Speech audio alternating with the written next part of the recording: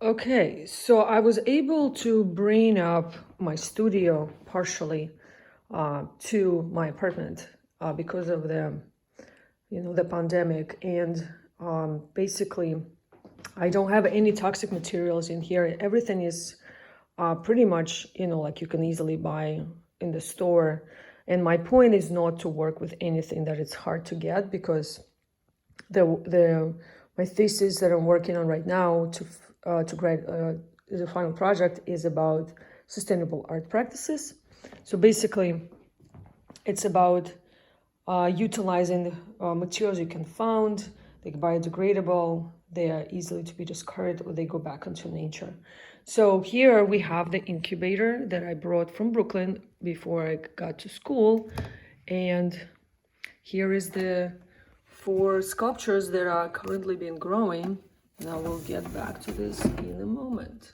So mycelium is happily colonizing these sculptures right in there.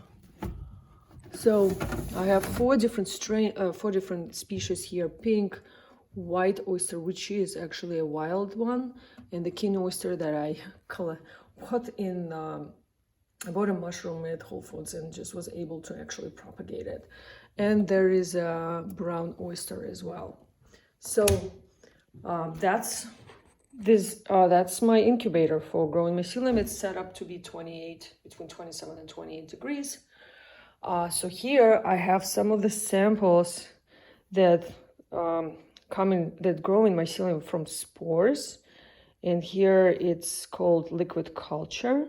And this is actually Hen of the Woods. I was able to I collected it in Chestnut Ridge 2 years ago, and ever since it's been growing. I have a culture that's growing, not here, but it's actually growing in a solid substrate.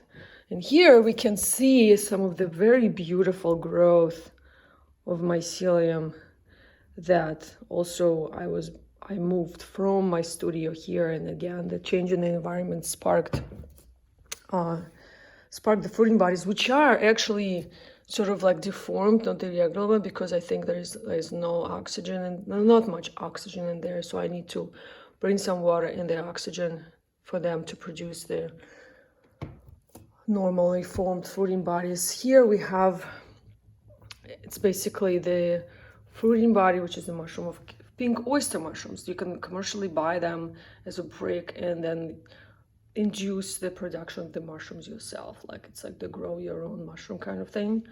Then here is my little sample collection of various mycelium strains that I have. Some of them, it's not all that I have, but I have more in these little jars over here. And then there's my kind of like, home book. It's Mycelium Running by Paul Stamets, which is absolutely incredible. Highly recommend people to read. So basically, mycelium has this unique ability to take over the shape of anything it's digesting. So here you see the mycelium growing in the jar.